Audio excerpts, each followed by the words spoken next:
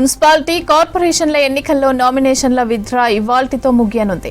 పార్టీల తరపున పోటీ చేసే అభ్యర్థులు మధ్యాహ్నం 3 గంటల వరకు బి ఫారం సమర్పించాలి. ఇండిపెండెంట్ అభ్యర్థులకు ఇవాళ గుర్తులు కేటాయించనున్నారు. పోటీలో ఉన్న అభ్యర్థులను అక్షర క్రమంలో పొందుపరచడంలో పాటుగా గుర్తుల కేటాయింపు కోసం కూడా రాష్ట్ర ఎన్నికల సంఘం ఏఐ టూల్స్ ని వినియోగించనుంది. ఈ నెల 11న ఒకే విడతలో పోలింగ్ అయితే జరగనుంది. రాజకీయ పార్టీల తరపున పోటీలో ఉన్న అభ్యర్థులు ఇవాళ మధ్యాహ్నం 3 గంటల్లోపు బి ఫారం సమర్పించాలి. అభ్యర్థులను తెలుగు అక్షర క్రమంలో ఖరారు చేసి ఇండిపెండెంట్లకు గుర్తులు కేటాయించనున్నారు. అభ్యర్థుల పేర్లు వరుస క్రమంలో రూపొందించి వారికి గుర్తులను కూడా కేటాయించేందుకు రాష్ట్ర ఎన్నికల సంఘం ఏఐ టూల్స్ ను రూపొందించి కలెక్టర్లకు పంపించింది.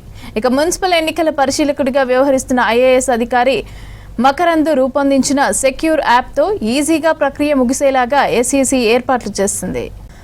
మున్సిపల్ ఎన్నికల్లో నామినేషన్ల విత్డ్రాలకు సంబంధించి గుర్తుల కేటాయింపులకు సంబంధించి మరిన్ని డీటెయిల్స్ యాదగిరి అందిస్తారు. యాదగిరి, ఈ నామినేషన్ల విత్డ్రాలకు సంబంధించిన డీటెయిల్స్ ఏంటి?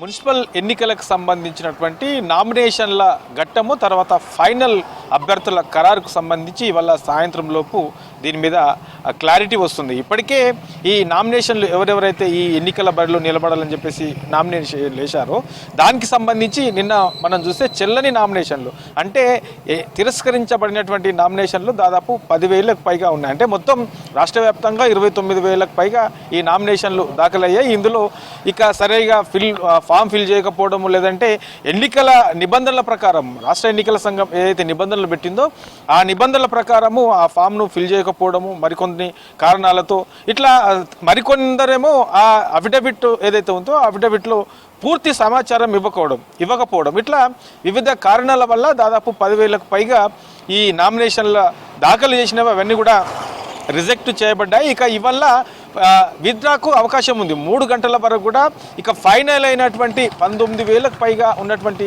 నామినేషన్లకు సంబంధించి దాంట్లో ఇవాళ మధ్యాహ్నం 3 గంటల వరకు కూడా విత్డ్రాకు అవకాశం ఉన్నది. ఎవరన్నా నామినేషన్ వేసిన వాళ్ళు మళ్ళీ విత్డ్రా చేసుకోవాలనుకుంటే వాళ్ళు ఇవాళ 3 గంటల్లోపే చేసుకునే అవకాశం ఉంటుంది. 3 గంటల తర్వాత ఎవరైతే ఈ నామినేషన్లకు సంబంధించి దాఖలు చేసిన వాళ్ళు ఉంటారో వాళ్ళే ఫైనల్ అభ్యర్థిగా రాష్ట్ర ఎన్నికల సంఘం ప్రకటించనున్నది. బీ ఫామ్కు సంబంధించి కూడా ఆయా పార్టీల వారీగా ఎవరైతే పోటీ చేస్తూ ఉన్నారో ఇప్పటికే ఆయా పార్టీలకు సంబంధించిన దాంట్లో చాలా డిమాండ్ ఉన్నది. మాకు కావాలని చెప్పేసి చాలామంది కూడా అడుగుతూ ఉన్నారు. పార్టీల నేతల చుట్టూ తిరుగుతున్నటువంటి సిచ్యువేషన్ మనం చూస్తూ ఉన్నాం. అందులో మేజర్గా కాంగ్రెస్ పార్టీ నుంచి ఎక్కువగా పోటీ చేసేందుకు చాలామంది కూడా అభ్యర్థులు ముందుకొస్తున్నారు.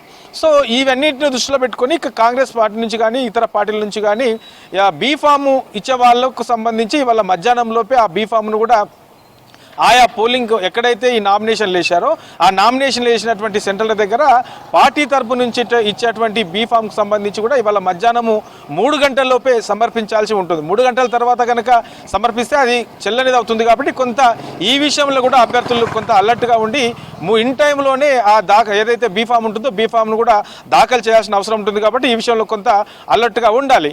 ఇది మధ్యాహ్నం వరకు బీ ఫామ్ సమర్పించడము తర్వాత ఎవరైనా విత్డ్రా చేసుకోవాలంటే ఆ విత్డ్రా చేసుకునేందుకు మధ్యాహ్నం 3 గంటల వరకు అవకాశం ఉంటుంది. 3 గంటల తర్వాత ఎన్ని అయితే ఈ నామినేషన్లు దాఖలయ్యి ఉంటాయో 3 గంటల తర్వాత ఉన్నటువంటి అవన్నీ కూడా ఎన్నికల బరిలో ఉన్నట్లు ఎంతమంది ఉన్నారు ఏంటి అనే దాని మీద పూర్తి స్థాయిలో సాయంత్రం 5 లోపు రాష్ట్ర ఎన్నికల సంఘం దీని మీద ఒక క్లారిటీ ఇచ్చే అవకాశం ఉంటుంది. సో ఇది నామినేషన్లకు సంబంధించినటువంటి ప్రాసెస్.